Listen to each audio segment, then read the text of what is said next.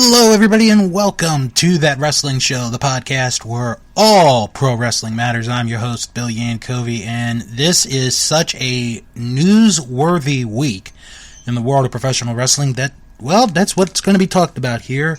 A lot of news to discuss, plus going to preview this Sunday's AEW Revolution pay-per-view, which, I'm going to be honest with you guys, it is shaping up to be a very, very interesting show. Now, before I go any further into this week's episode, I do have an announcement that I want to make at this time, and this is something that I have thought about doing for a while, considering what this is, and I thought, well, you know, if I'm going to do it, I'm going to do it when the time comes. So, we are in the month of March, and of course we're on the road to WrestleMania, and we're on, a road to a lot of very interesting events coming up and situations. But this year is the 20th anniversary of the end of the Monday Night Wars. Believe it or not, it has been 20 years since Vince McMahon bought his competition, as he said. So, I would like to announce that in 3 weeks, on March 26th, we will have a special episode of That Wrestling Show where we will be covering the end of the Monday Night Wars between WWF and WCW, and really what has changed in the 20 years since the end of the Monday Night Wars. Has it been good? Has it been bad? And will we ever see a time like that again in professional wrestling? I'm hoping to have some guests be with me for that episode, and because it's going to be a fun look back at a historic moment in professional wrestling, the end of the Monday Night Wars. That will be in 3 weeks, and that episode will come out on the day of the 20th anniversary of the end of World Championship Wrestling, March 26th, 2021. Once I get a couple of guests, I will let you guys know who will be on the show. Have a fun discussion, group discussion. So, it should be pretty fun to have. Okay, going to start off this week with some unfortunate news. This was something that, if you'd been paying attention over the weekend, you kind of knew was going to happen. But, maybe you were kind of pulling hope, but Jim Crockett Jr. passed away on Wednesday at the age of 76 years old due to complications of liver and kidney failure. Reports had come out recently that he had been dealing with COVID-19 before this, and Meltzer reported earlier in the week that Crockett was in grave condition, and Jim Crockett Jr. passed away on Wednesday at the age of 76. The story of Jim Crockett Jr. is a very interesting story because his father was Jim Crockett Sr., who was the head of Jim Crockett Promotions, which began in the 1930s. And Jim Crockett Sr. did more than wrestling. He had bunch of entertainment, activities outside of professional wrestling, but wrestling was the main one that Jim Sr. was known for. Jim Crockett Sr. passed away in 1973, leaving a very interesting situation. Who would run the day-to-day operations of the promotion? Because Jim Sr. had 4 kids. Besides Jim Jr., he had David Crockett, he had Jackie Crockett, and his daughter, Frances Crockett. Well, it ended up going to Jim Jr.'s brother-in-law, John Ringley. Yes, you heard that right. It went to his brother-in-law. However, John Ringley stepped down after being in, well, let's just say some uncomfortable situations. And Jim Jr. took over the reins as the promoter of Jim Crockett Promotions that same year. So, after that, Jim Crockett Jr. hired George Scott to be the booker, and, you know, this is the 70s we're talking about, and you gotta remember, the Mid-Atlantic territory at this time is a tag team territory. It's mostly known for outstanding tag teams. Eventually, towards the end of the 70s, going into the 80s, they become more than a tag team promotion. They do end up being a singles promotion. They have the United States title, they would have the TV title, and then eventually, in 1981, they would have the NWA World Heavyweight title. So Jim Crockett had 3 terms as the president of the NWA. And I want to talk about each one because each one is significant in their own way. Now, I do want to say, for the record, that the person that Crockett became president after was Bob Geigel. Each time. So, they're linked together in history. So, Jim Crockett's first run as president of the NWA was in 1980. He had a 2-year term, ended in 1982.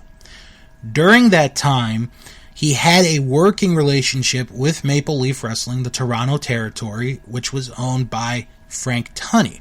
That working relationship continued until Frank's death in 1983, where then his nephew, Jack Tunney, who would later become the president of the World Wrestling Federation, would would have a working agreement with Vince McMahon and the World Wrestling Federation. Also during this time, Crockett formed a very short-lived relationship with Vern Gagne and the AWA to create Pro Wrestling USA as a way to fight Vince McMahon and the WWF as the WWF was becoming national. So Crockett's second term began in 1985, and this is where Jim Crockett Promotions really becomes fascinating to watch because they are now the number one territory for the NWA because some of these promotions get bought out by Vince McMahon and some either barely hang on or they eventually, decide, well, we're going to go with Crockett Promotions. So one of the things that happens is that Jim Crockett gets the 6:05 time slot on WTBS because Vince McMahon paid him, $1 million, Jim paid Vince $1 million for the 6:05 time slot, which Vince more than happily gave him. And that's where World Championship Wrestling, even though that was already a Georgia territory show, became even bigger around the country. So in 86, they come up with the first ever Jim Crockett Sr. Memorial Cup, which was an all-day tag team tournament, which had tag teams from literally all over the world. I mean, if you look at the roster of teams that are in that tournament, it is amazing. And it is held in the Superdome in New Orleans.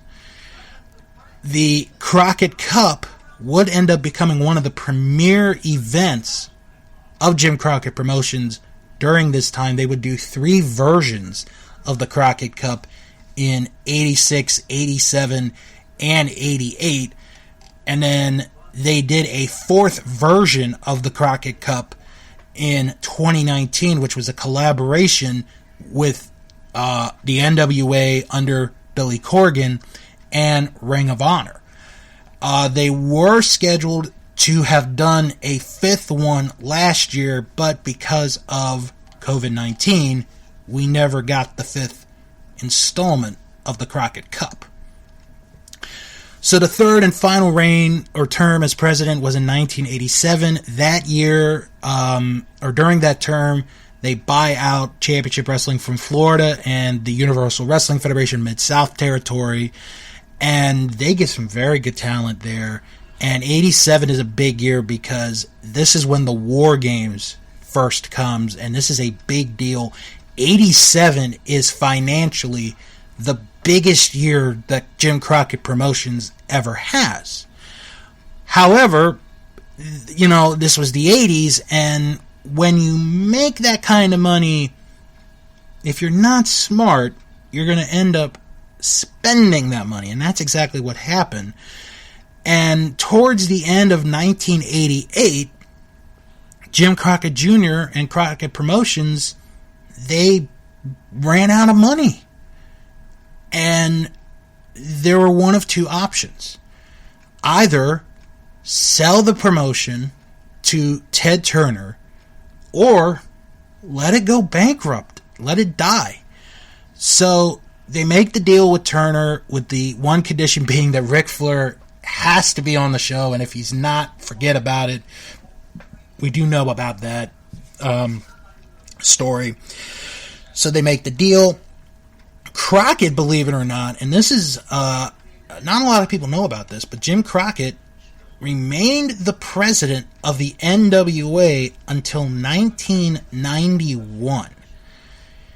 And then after that, he's out of the picture with, World Championship Wrestling at the time. Crockett tries to run a promotion in Texas, in Dallas, Texas, in the mid-90s. It really didn't work, and he retired after that, and he spent the remainder of his day as a Texas realtor and mortgage loan originator. Very, very interesting. Jim Crockett Jr., was the one that had, which would eventually be Starrcade 83, the first one, Flair and Race. He brought in Dusty Rhodes to come work for the promotion, and there was so much of the territory, so much of the Mid-Atlantic that Jim Crockett Promotions was really a part of. And it's kind of, in a way, with this death, it's almost like we've lost one of the last pieces of the territory system, of the old territory days. And, Mid-Atlantic, like I said, when Jim Crockett Jr.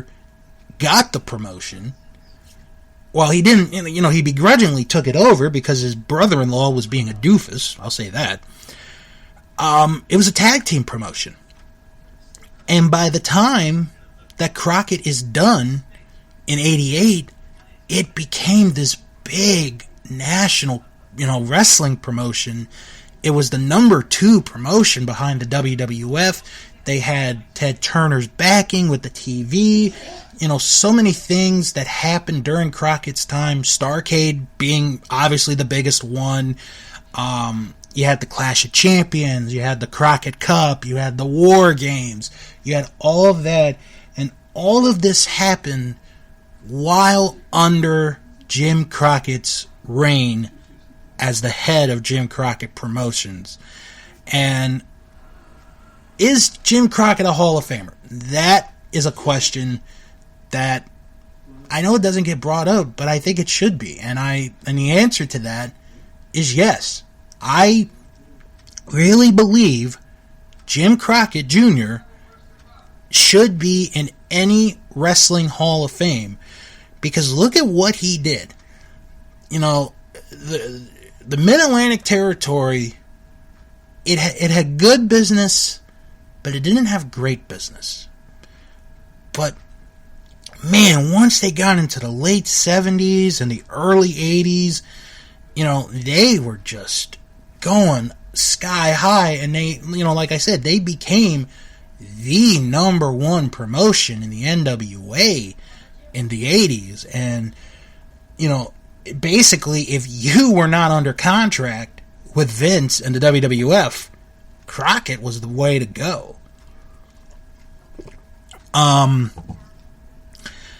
But, this is a piece of a lot of, Jim Crockett Promotions was a piece of childhood that a lot of wrestling fans remember, and, it is a sad day, but the only thing I can say to that is Jim Crockett did an unbelievable job running Jim Crockett Promotions, was a phenomenal promoter, and really stuck with pro wrestling when he didn't have to. He stuck with it, and that's what I think we should remember him for, if anything else. Once again, Jim Crockett passed away March the 3rd at the age of 76 years old. On to other news. New Japan announced this week that they are merging, or unifying, the IWGP Heavyweight title and the IWGP Intercontinental title into one championship, the IWGP World Heavyweight Championship. And Kota Ibushi is its first champion.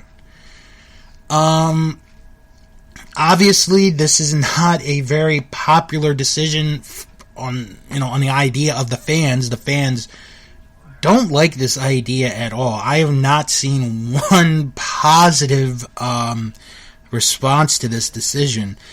And I could see why, because the Intercontinental title was the number 2 title behind the IWGP Heavyweight title.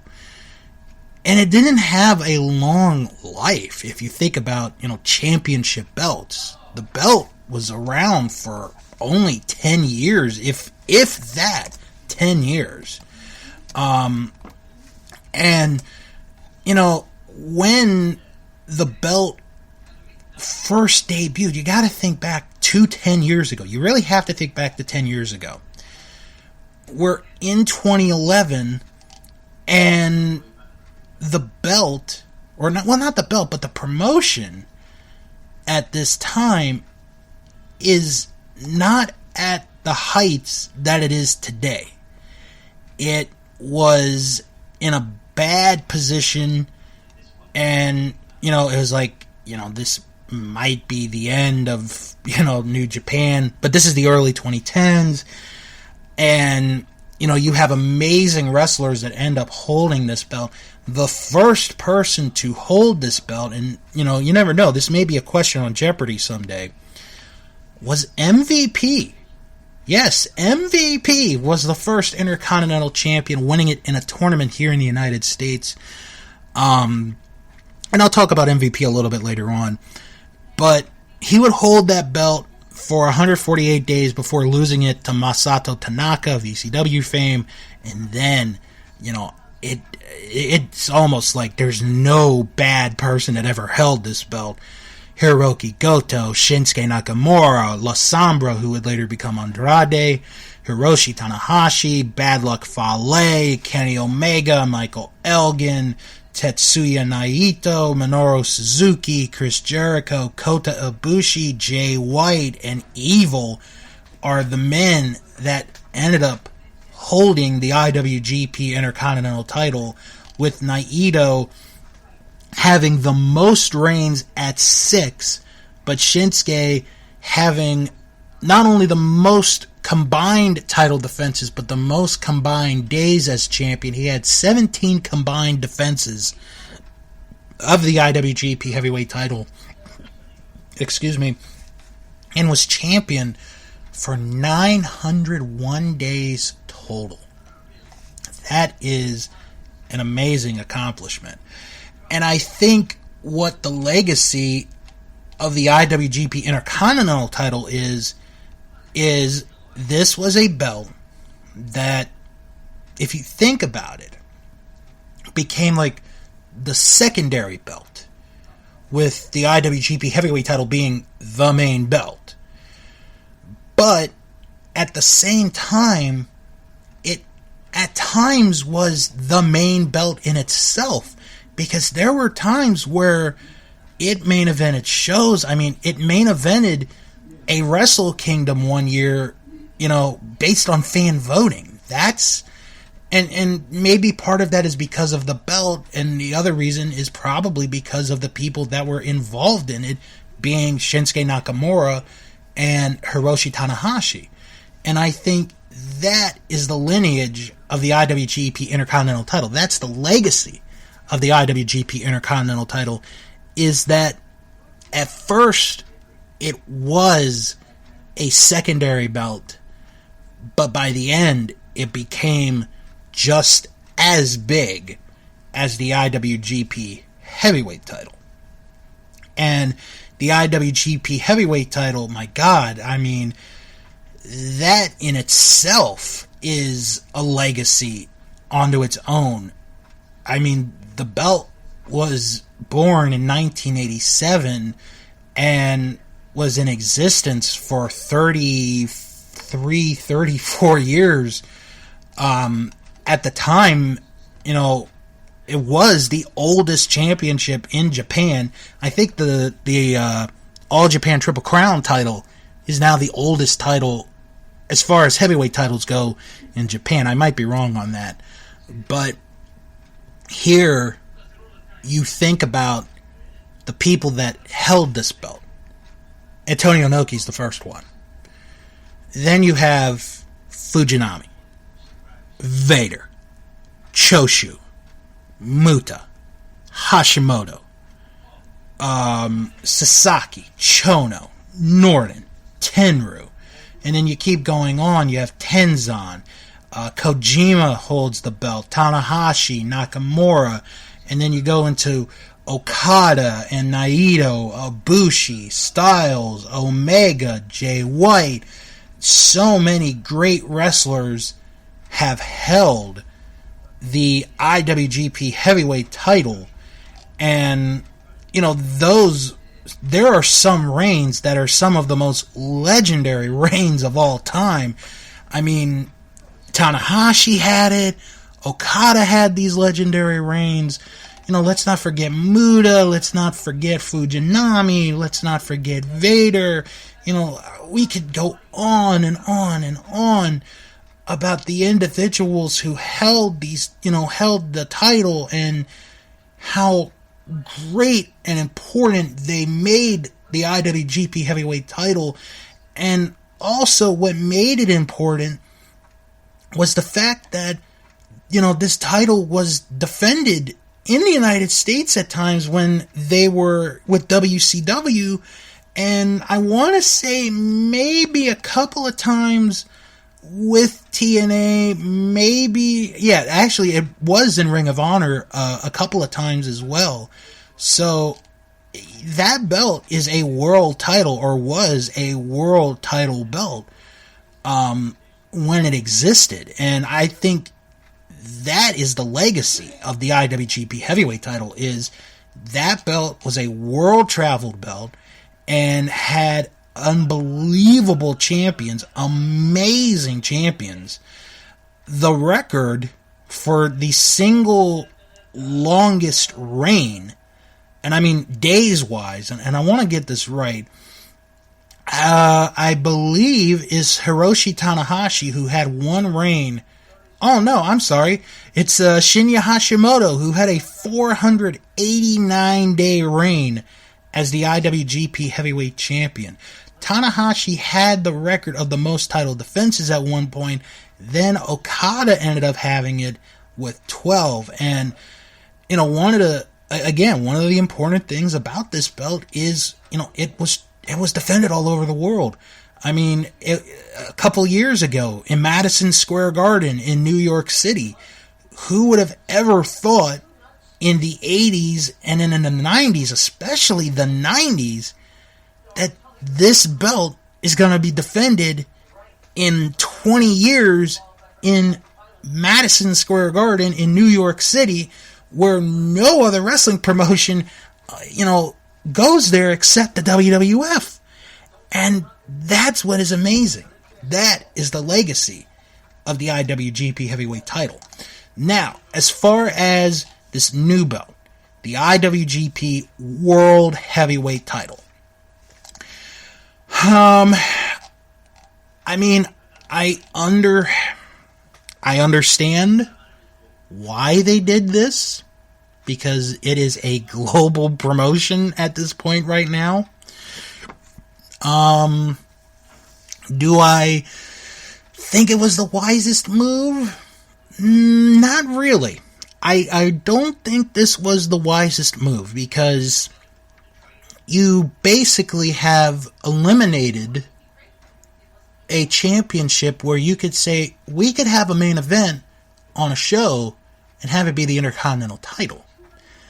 When maybe you want to do something with the IWGP Heavyweight Champion on that show and you want to switch it up, you now lose one belt. So that's my negative on that. So it is now, there are only three, actually, let me correct this. 2 heavyweight title belts, the other being the United States heavyweight title, because the Never title is an open weight title, so basically anybody can challenge for that belt. You have the junior heavyweight title, you have the junior heavyweight tag title, and the regular tag title, and you have the Never openweight 6-man tag titles. So now you're down to 7 belts. It's one of those things where it's kind of a negative thing. And I think back when I heard this news and I started reading people's responses, I kept thinking back to when the WWE decided to retire the Intercontinental title in 2002 and how much of a negative response that was. And it's like, oh my God, what the hell are you doing? Why are you retiring the Intercontinental title? They eventually brought it back like 6-7 months later. But here, I don't see them bringing back the IWGP Intercontinental title, unfortunately. So, but, this is a big news. The unification of both the IWGP Heavyweight title and the Intercontinental title into one, well, I guess we could say one super belt, the IWGP World Heavyweight title. And to wrap up talking about New Japan, they announced on their anniversary show that they're going to do 2 shows in the month of May. One will be an outdoor show, May the 15th, at Yokohama Stadium, a baseball park, and the other one, May the 29th, which is a Saturday here, well, it's a Saturday everywhere, at the Tokyo Dome. So this is going to be the first time since 2005 that they are doing more than one show at the Tokyo Dome in a calendar year, and these shows are both called Wrestle Grand Slam. And you can bet right here on that wrestling show, once information comes out on the matches that'll take place, they will be covered right here. Speaking of shows, gotta talk about the most bizarre story of the week, but in a way might be a saving story. So, there was supposed to have been a show on March 20th in Knoxville, Tennessee. It was called Wrestling for Women's Charity. You know, such an original name of a show. Well, it was going to have, some big names. Brian Cage, Sonny Kiss, Trey Miguel, Two Cold Scorpio, Davey Boy Smith Jr., JTG, among others. And this was, a charity show. It was supposed to be for a women's charity. Well, there was a problem. The problem is Joey Ryan is on the poster, number one. And number two, he's the one who came up with the show. So, after this was found out, Tony Khan went on Twitter and pulled any AEW talent that was scheduled to be on that show off the show. And then he decided, I will donate, to this charity. Then the show gets canceled. Then this charity becomes questioned. Like, is this a real charity?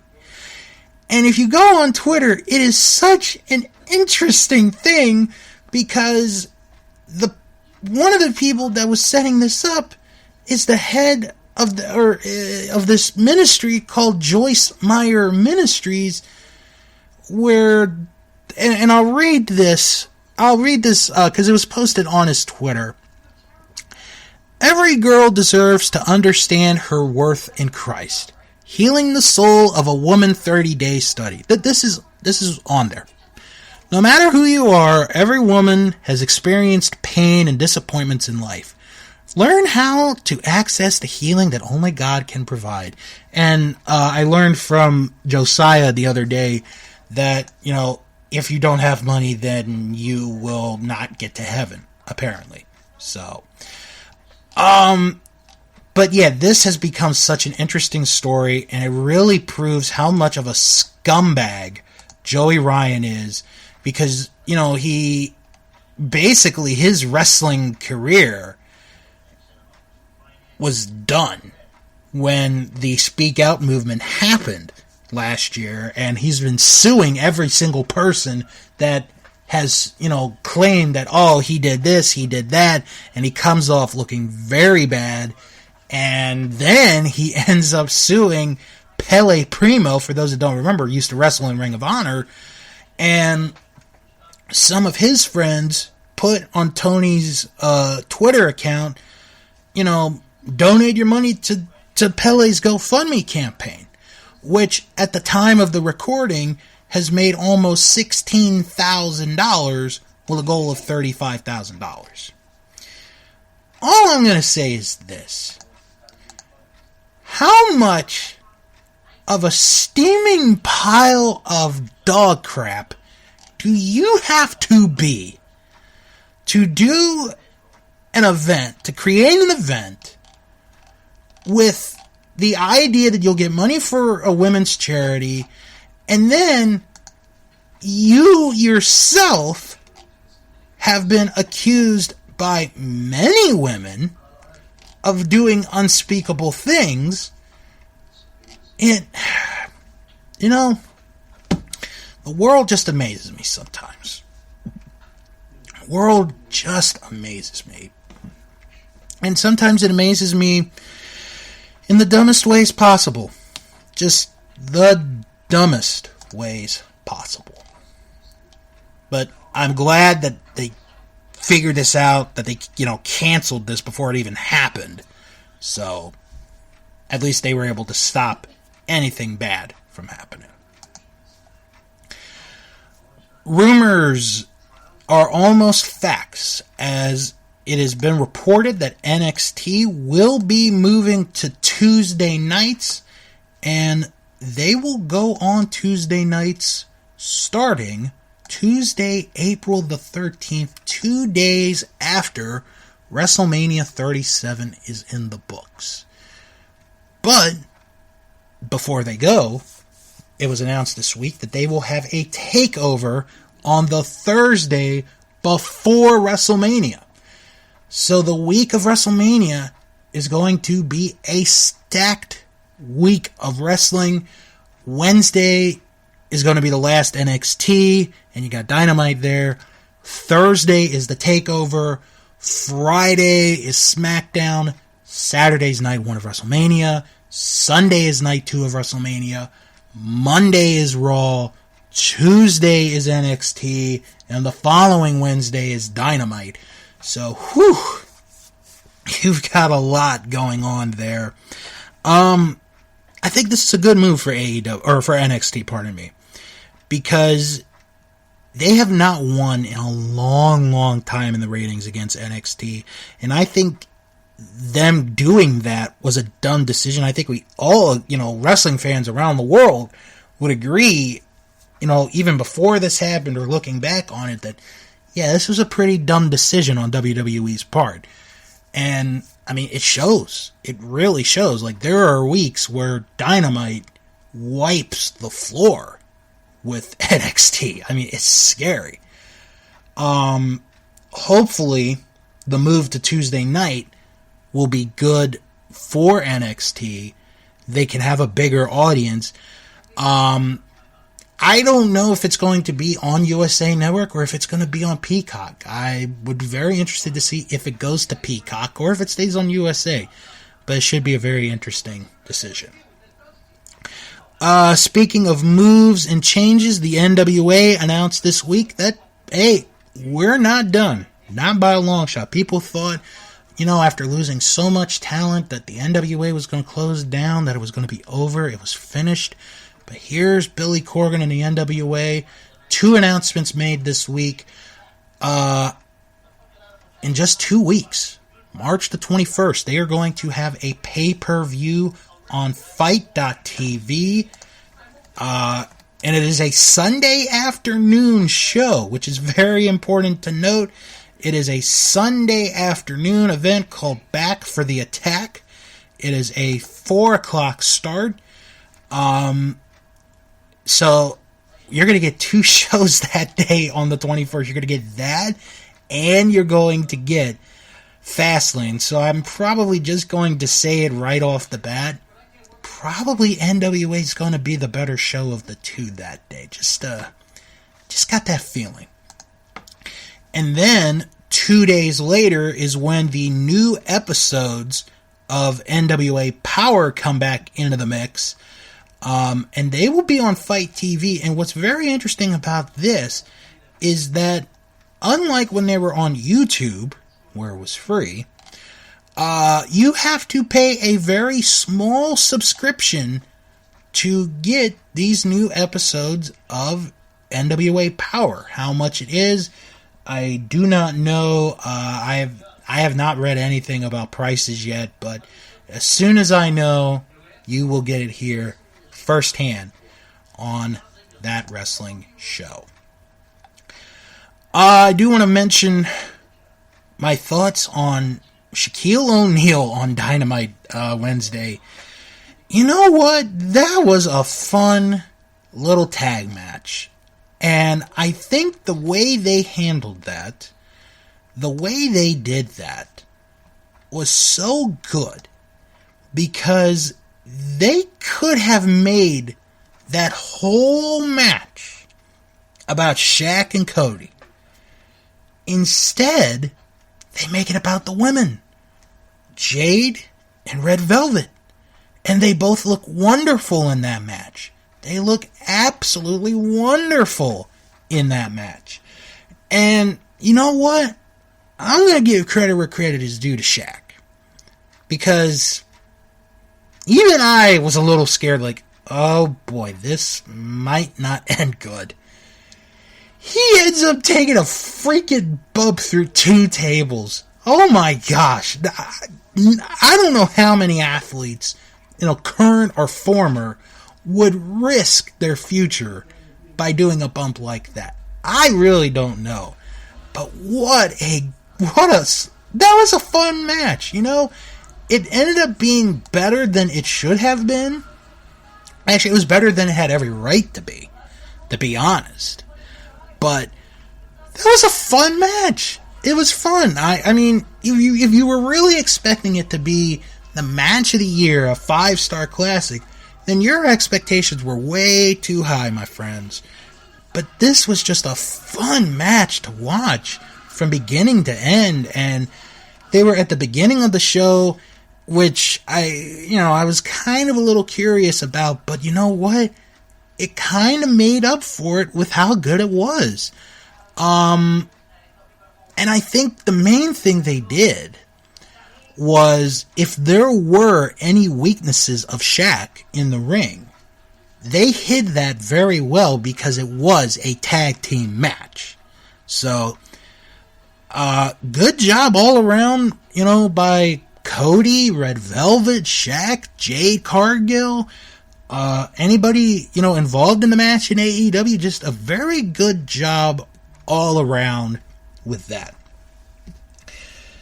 But the big story this week is beyond a shadow of a doubt, the crowning of a new WWE champion. Bobby Lashley wins the WWE Championship from The Miz. And it was one of those things where it's like, you kind of knew it was gonna happen, but it was like, you want to see how it gets to it, like where, the direction is, where did they take it. And, it was not the best direction in the world. Let's call it as it is. Because we all knew as fans that, hey, we're going to get this match on Raw. So, how it happens is, there's an opening segment with Drew McIntyre and Miz and all that. And MVP comes out and he's like, we're having our match at 9 o'clock.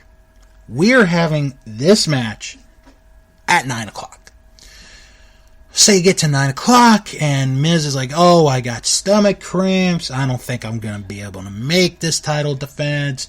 And, Lashley's ticked off and he goes after Miz in the back. And then John Moore said, if you didn't catch this, folks, this was pretty hilarious. He yells out, quick, somebody get him a towel. Okay, we'll get him a towel.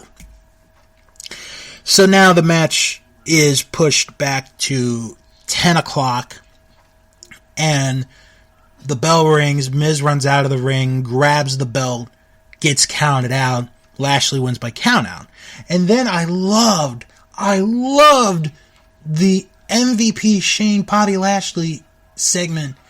And MVP is so upset and he goes, this is bullshit. And it's so great because they don't edit that out. It is kept in there. It's live. I loved it. And Shane's like, look, you're going to get another match. And if he doesn't come back, we're going to strip him of the belt and we're going to give you the title. So then Miz comes back and it's the third time around and then it's a lumberjack match and Lashley just dominates the Miz. Miz never got an offensive move in. And, Miz is put in the hurt lock. He taps. And Bobby Lashley's the new WWE champion. I will say this before I get into this fact. Since June of last year, which feels like an eternity, but it's been about 9 months, I don't think there has been anybody on the WWE roster that has improved the most since that time, like Bobby Lashley has. He gets out of that horrible angle with Lana, which is none of their fault. It is not Lashley's fault. It is not Lana's fault. It is just a crappy angle. He gets put together with MVP, and the Hurt Business starts to form. Lashley's the U.S. champion, and he has this belt for about 6 months, and he never got pinned to lose the title. He was never beat for the U.S. title. And he's just been this dominant, nasty, muscular guy, and it's like this, in a way, it's almost like this is the Bobby Lashley we've waited for. And he is on the run of his life. He is on the run of his life, and he has earned the right by being the WWE champion, and it is just amazing.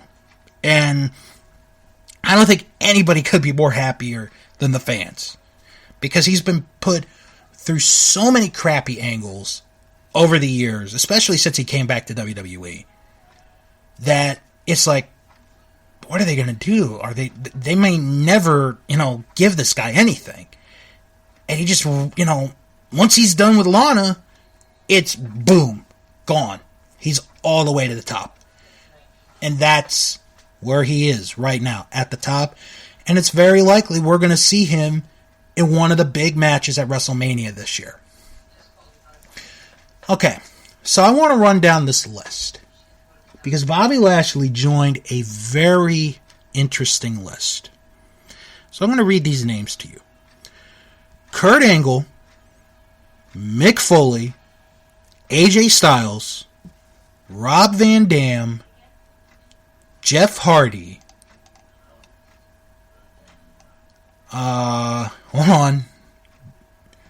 Drew McIntyre, Alberto Del Rio, and now Bobby Lashley.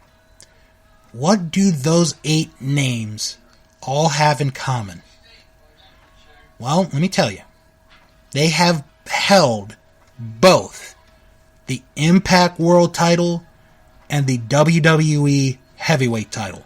Those 8 men are the only 8 to have ever held both belts. The Impact World title and the WWE World title. That's a very small list.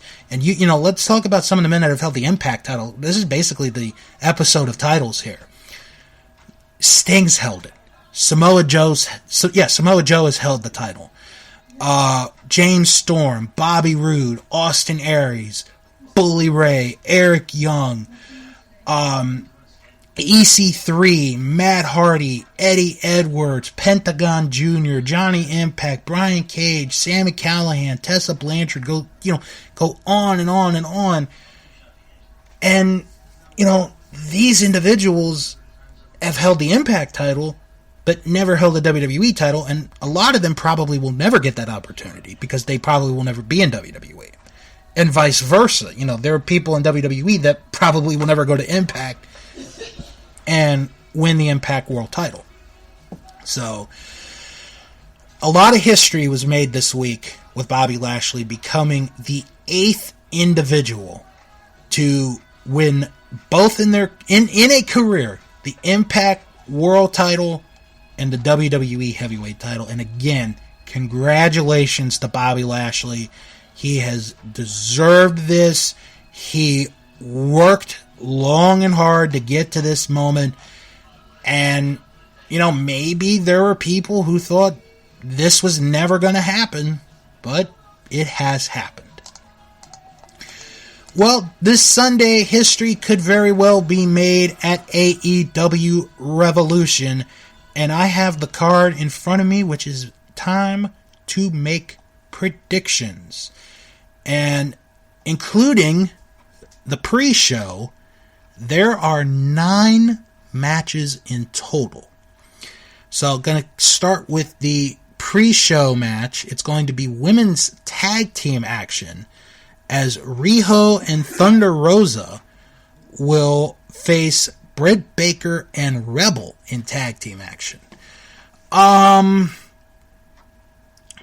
Should be an interesting match. I'm gonna say Riho and Thunder Rosa win. That one's a tough one to pick, but I'm gonna go with Riho and Thunder Rosa.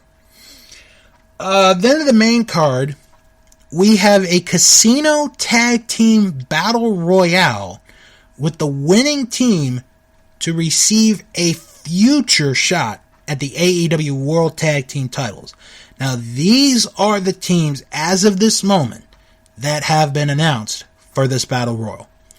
We have Bear Country, Bear Boulder and Bear Bronson, Alex Reynolds and John Silver of the Dark Order, Evil Uno and Stu Grayson of the Dark Order, Santana and Ortiz, The Butcher and the Blade, Private Party, Top Flight, Death Triangle, Varsity Blondes, the Seidel Brothers, SoCal Uncensored, The Natural Nightmares, Chaos Project, and the Gun Club are the teams that have been announced to this point. Wow. If I had to make a pick out of this group, this is a toughie. I'm going to say, you know what, I'm going to go SCU because they have that angle where if they lose one more match as a tag team, then they're going to retire. So I'm going to say Kazarian and Daniels win this Battle Royal. We have more tag team action as Miro and Kip Sabian will face Orange Cassidy and Chuck Taylor. I'm going to say Miro and Sabian win this tag team match. Then we have a Face of the Revolution ladder match where the winner will receive a future TNT Championship match. And actually, it's been announced that that championship match will happen this coming Wednesday on Dynamite. So the competitors in the match, Cody Rhodes, Scorpio Sky, Penta El Zero, Lance Archer, and Max Caster, with a sixth person to be announced at the show. I'm going to say Scorpio Sky wins it, but I wouldn't be surprised if the mystery entrant wins it as well. But I'm going to go Scorpio Sky on this one. Adam Page will face Matt Hardy in a very interesting match where the winner will receive the loser's 2021 first quarter earnings. Very interesting stipulation. I'm going to say that Matt Hardy's going to end up with some big money on that one. We have a street fight. Brian Cage and Ricky Starks of Team Taz will face Darby Allin and Sting. I think this is a pretty obvious one. Darby and Sting are going to win this one. And then we have our 3 championship matches. Hikaru Shida will defend the AEW Women's title against Ryo Mizunami, who won the Eliminator Tournament to earn this opportunity. Shida's had the belt since May. It's been almost a full year, and I really like Shida as champion, but I think we're going to have a new champion. I really do. I think Ryo Mizunami is going to win the AEW Women's World title here this Sunday at Revolution.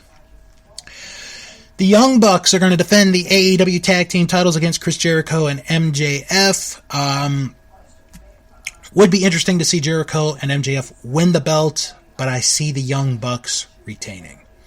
And in the main event, this is the biggie that they're talking about, Kenny Omega defending the AEW World title against Jon Moxley in an exploding barbed wire death match.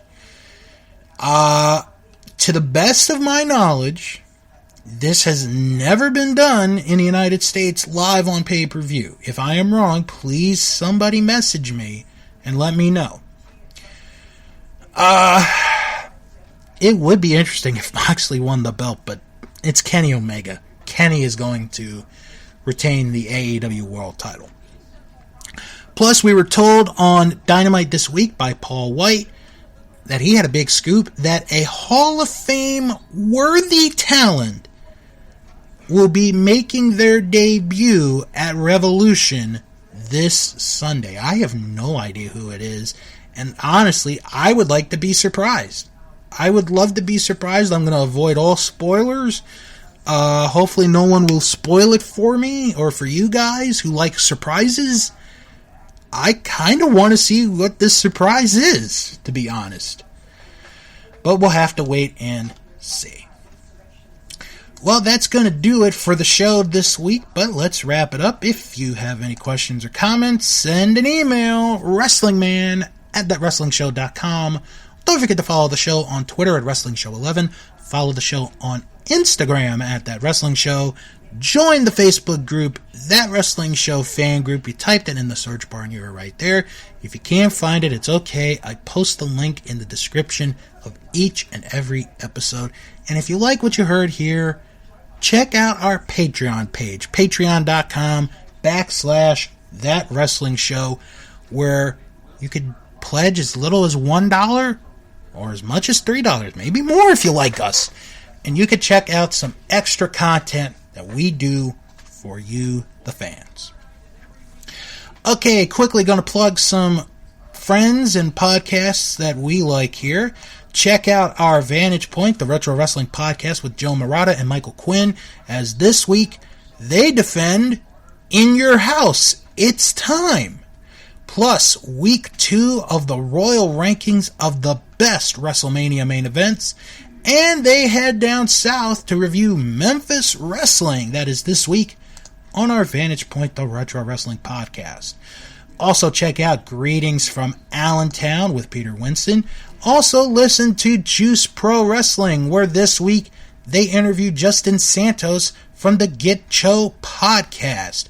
Check them out. That is this week on Juice Pro Wrestling. And real quick, check out the 24-inch Python, or the 24-inch podcast, with Steve Bennett and Dave Rollins, where they take a look at the career of Hulk Hogan.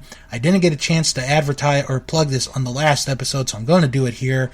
They are going to discuss Hulk Hogan's feud with Dr. D, David Schultz. You can find that under the Sportscasters podcast. If you're looking for non-wrestling related podcasts, then check out the Three Stooges Throwback with Gabe Russo, where he watches and reviews each and every Three Stooges short. This week he reviews Back to the Woods. That is this week on the Three Stooges Throwback. Also check out Last Stop Penn Station with Carrie Silken and Ian Riccaboni. Also check out The Castle Vault, which is a chronological deep dive of Disney animated films powered by Disney+. This week they review the 2006 Pixar movie Cars. That is this week on The Castle Vault. And in the not too distant future, next Sunday AD, it's a brand new episode of Dave and Ethan's 2000-inch Weird Al podcast, where they interview Mike Nelson from Mystery Science Theater 3000 and Riff Tracks, and they discuss not only about his career, but riffing with Weird Al on the movie Jurassic Park. That is Dave and Ethan's 2000-inch Weird Al podcast. And finally, check out Sharks Pond, a South Park podcast where I watch, review, and discuss each and every South Park episode. This week, I review More Crap. No, that's the name of the episode. More Crap. I mean, I do review a lot of crap, but this week I'm reviewing More Crap. That's this week on Sharks Pond, a South Park podcast. All right. Next week on the show, going to review AEW Revolution, thoughts, ratings on the pay-per-view, and a bunch of wrestling news I'm sure will come up in between by the time you guys hear this to next week. And don't forget, 3 weeks, March 26th, special episode as we talk about the 20th anniversary of the official end of the Monday Night Wars. That's in 3 weeks on that wrestling show. Everybody have a good, safe weekend. Stay safe wherever you are, and come back next week for another episode of That Wrestling Show, the podcast where all pro wrestling matters. And as always, wrestle on.